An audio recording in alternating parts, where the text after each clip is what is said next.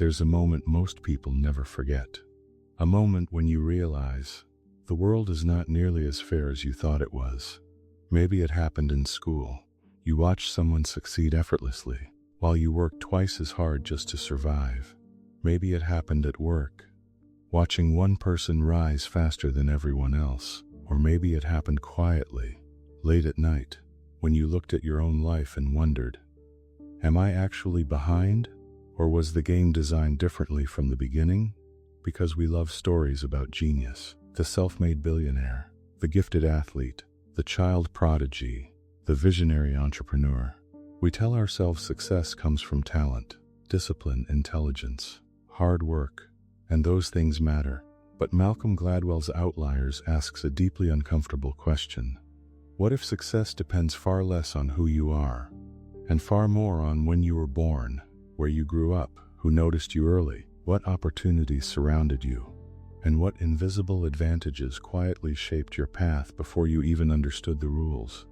And once you see it, you can never unsee it again, because suddenly, the world starts looking less like a meritocracy, and more like a giant hidden system of timing, culture, psychology, luck, preparation, and opportunity. This isn't a book about successful people. It's a book about the invisible architecture behind success. And honestly, that's far more disturbing. Imagine two children born in the same city, both intelligent, both hardworking, both ambitious. One becomes a millionaire CEO. The other struggles financially for decades. Most people look at the outcome and assume the answer must be character. One wanted it more. One was smarter. One worked harder. But Outliers forces you to slow down and ask a different question. What happened before the success? Not during, before. Because hidden advantages rarely look dramatic while they're happening. They look ordinary. A parent who has time to help with homework. A birthday that places a child slightly older than classmates. A school with better resources. A random opportunity at the perfect age. A mentor. An economic boom. Access to computers before anyone else had them. Tiny differences, tiny timing shifts. But over years, they compound into entirely different lives. And the terrifying part is this. The people benefiting from these advantages often believe they earned everything completely alone. Because humans are storytellers. We prefer simple narratives. He succeeded because he's brilliant. But reality is messier than that. Success is never one person. It's an ecosystem. And Gladwell spends the entire book dismantling one dangerous illusion. The myth of the self-made individual. Take hockey in Canada. At first glance, the best players seem naturally gifted. Faster, stronger, more talented. But researchers discovered something bizarre. An overwhelming number of elite Canadian hockey players were born in the first few months of the year. January, February, March. Why not genetics? Not destiny.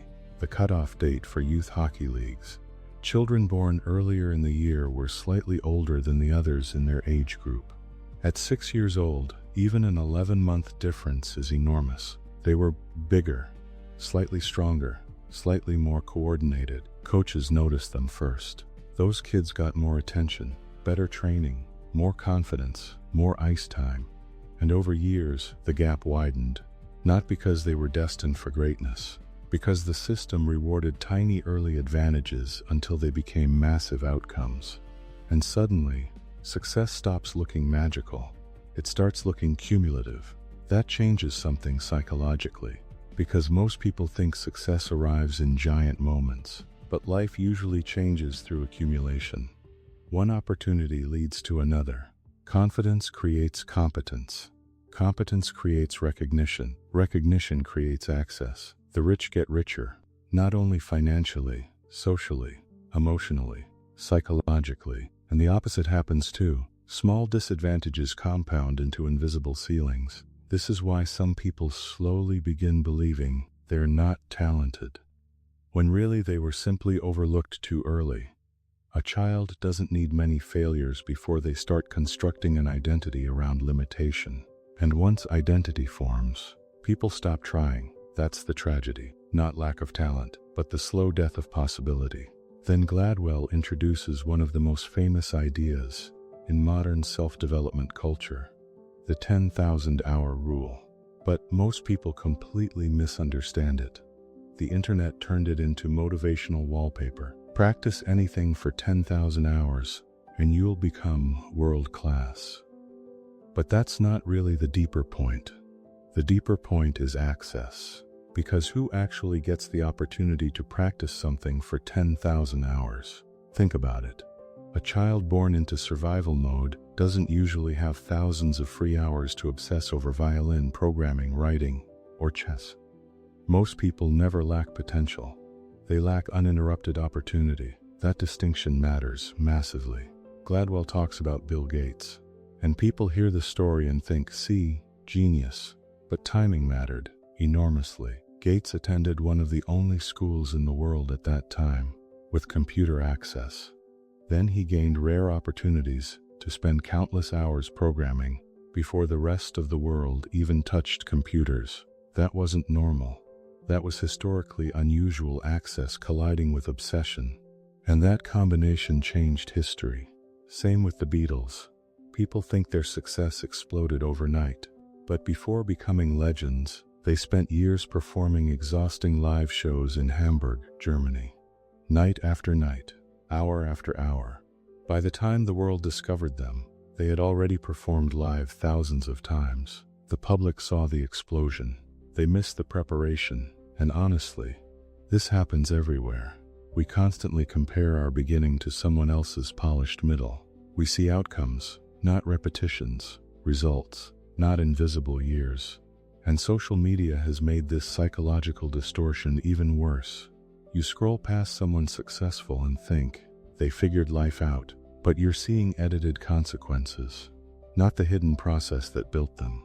Not the timing, not the privilege, not the suffering, not the opportunities, not the years nobody cared. Just the final frame. Humans are obsessed with final frames.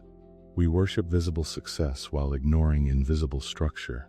And that blindness shapes entire societies. But Outliers becomes even more fascinating when Gladwell moves beyond individuals and starts examining culture itself. Because success isn't only personal. Sometimes entire cultures carry invisible psychological habits passed through generations. One of the most powerful examples involves rice farming in Asia. At first it seems unrelated, but then Gladwell reveals something incredible. Rice farming historically required insane levels of precision, patience, and relentless labor. Tiny mistakes ruined everything. Success depended on sustained effort over long periods. Generations grew up internalizing one unconscious lesson. Effort creates results. Persistence matters. Hard work changes outcomes. Over centuries, that mindset became culturally embedded. And years later, researchers noticed Asian students often excelled in mathematics at unusually high rates. Not because of biological superiority, because mathematically difficult work requires persistence. And cultures shaped by centuries of disciplined labor unconsciously trained that psychological muscle. That changes how you think about human behavior, because suddenly, your habits don't entirely belong to you. Some of them were inherited psychologically, passed down silently through parents, environments, expectations, fears, values, and cultural survival strategies. You may carry emotional patterns older than your own life. And most people never stop long enough to ask, which parts of me are actually mine? That question alone can alter a person forever, because we often judge ourselves harshly for behaviors we never consciously designed. Fear of failure, overworking, silence, perfectionism, emotional restraint, constant urgency. Sometimes these aren't personality traits. They're inherited adaptations, survival echoes, and once you realize that, compassion changes toward others, toward yourself. Then the book takes a darker turn, because not all cultural inheritance is positive. Gladwell examines airline crashes involving highly skilled pilots. At first, investigators couldn't understand why certain countries experience disproportionately higher crash rates, despite excellent technical training. Then they discovered something chilling: communication culture. In some cultures, hierarchy is deeply respected. Questioning authority feels uncomfortable, even dangerous. So when copilots noticed captains making catastrophic mistakes, they often softened warnings instead of speaking directly. Not because they were incompetent, because culture shaped communication psychology. Imagine that for a second. An entire lifetime of social conditioning entering the cockpit at 30,000 feet. And suddenly, Outliers stops being a success book. It becomes a book about invisible systems controlling human behavior. That's the unsettling realization at the center of everything. Most people think they are making independent decisions, but environment shapes perception so deeply that we often mistake conditioning for personality. And once you notice this, you start seeing it everywhere. In families, workplaces, schools, relationships, politics. Entire lives are quietly shaped by invisible assumptions nobody consciously chose. But maybe the most emotionally powerful idea in Outliers is this: extraordinary people are not always extraordinary from birth. Sometimes they are simply given extraordinary opportunities at critical moments. And that realization creates two opposite emotions at the same time: hope and grief. Hope, because success suddenly feels less mystical. Maybe you're not broken. Maybe you simply haven't encountered the right environment yet. Maybe potential is deeply contextual. A seed placed in concrete looks weak. The same seed in fertile soil becomes a forest. But there's grief too. Because once you understand how much timing and opportunity matter, you realize how many brilliant people were never seen. How many future artists died inside exhausting jobs. How many inventors never found resources. How many musicians never touched instruments. How many children were labeled average, simply because nobody noticed them early enough. Human history is probably filled with invisible geniuses, not untalented people, uncultivated people, and that thought is heartbreaking. Because somewhere right now, there's probably someone capable of changing the world, sitting in a room where survival consumes all their energy. Potential means nothing without opportunity. That may be one of the most important truths in the entire book. And this is where the story becomes personal. Because eventually, Outliers stops being about billionaires, athletes, and prodigies. It starts becoming about you. About the invisible forces shaping your own life. Your childhood, your timing, your environment, your culture, your opportunities, your confidence, your limitations. You start asking uncomfortable questions. What advantages did I have that I never appreciated? What disadvantages shaped me without my awareness? What opportunities did I miss simply because I didn't know they existed? What version of myself could have emerged in a different environment? Those questions can destabilize people, because humans desperately want life to feel fully controllable. We want certainty. We want fairness. We want to believe effort guarantees outcomes. But reality is more complicated. And strangely, accepting that complexity can make you more compassionate toward struggling people, toward successful people, toward yourself. Because success is rarely pure merit, and failure is rarely pure laziness. Most lives are mixtures of agency and circumstance tangled together so tightly that separating them becomes impossible. That doesn't mean effort is meaningless. Far from it. Effort still matters enormously. But effort alone is incomplete. A person can work incredibly hard in the wrong environment and still remain invisible. That happens every day. Meanwhile, another person receives the exact opportunity their abilities needed to flourish. That happens every day too. And once you truly absorb this, comparison starts losing its grip on you, because you realize you were never running the exact same race as everyone else. Different starting points, different environments, different burdens, different timing. The older you get, the more obvious this becomes.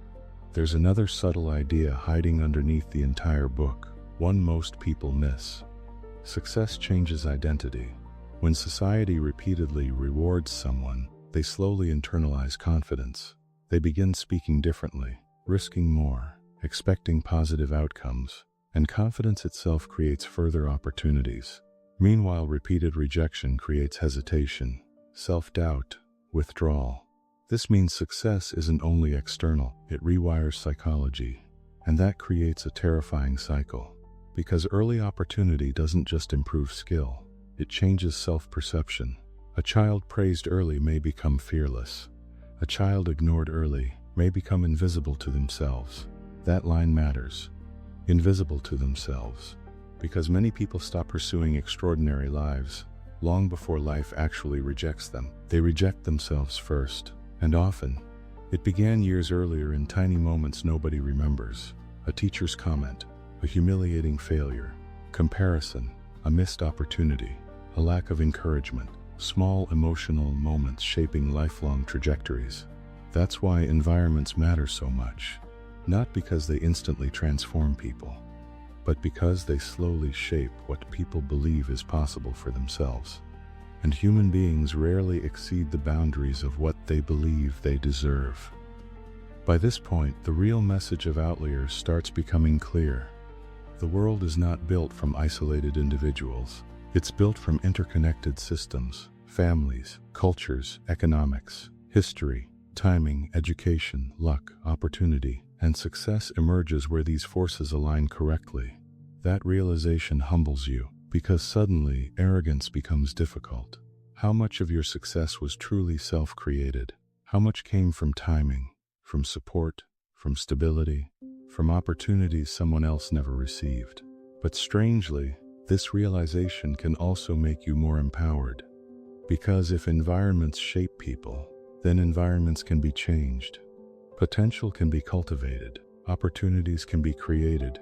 Children can be encouraged differently. Schools can be redesigned. Communities can become fertile ground instead of emotional deserts. The point of Outliers isn't helplessness, it's awareness. Once you understand invisible advantages, you stop worshiping success blindly and start asking better questions. Not who succeeded, but what conditions made success possible. That question changes everything, because societies obsessed only with outcomes become cruel. They glorify winners while ignoring the systems that produced them. And when people don't understand systems, they start moralizing luck. They call fortunate people superior, and struggling people lazy. That blindness destroys empathy. But there's one final emotional twist hidden underneath the entire book.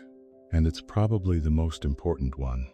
If success depends partly on opportunity, then maybe your future is not as fixed as you think. Maybe one relationship changes everything. One mentor, one environment, 1 year of focused effort, one chance, one moment where preparation finally meets opportunity. History is filled with lives transformed by a single opening. And maybe that's why this book resonates so deeply.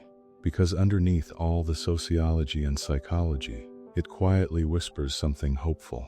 Human potential is far larger than visible outcomes suggest. Most people are not seeing the full truth of themselves. They are seeing only the version their environment allowed to emerge. And that thought can either haunt you or awaken you. Because somewhere inside many people is a version of themselves that never fully had the chance to exist. Not because they lacked worth, but because life never created the right conditions. And maybe the most meaningful thing we can do, not only for ourselves, but for others, is create environments where hidden potential has room to breathe. Because genius is often not born. It is noticed, encouraged, developed, given time, given opportunity. And sometimes that changes an entire life, maybe even the world. So the next time you see someone extraordinary, don't just ask who they are. Ask what happened around them. Ask what doors opened early, what timing aligned, what invisible support carried them further than anyone realized. And then ask yourself something even more important. What hidden potential, in yourself or someone else, hasn't been given its opportunity yet? Because history may not belong only to the naturally gifted. It may belong to the people who finally find the environment that allows them to become who they were always capable of being.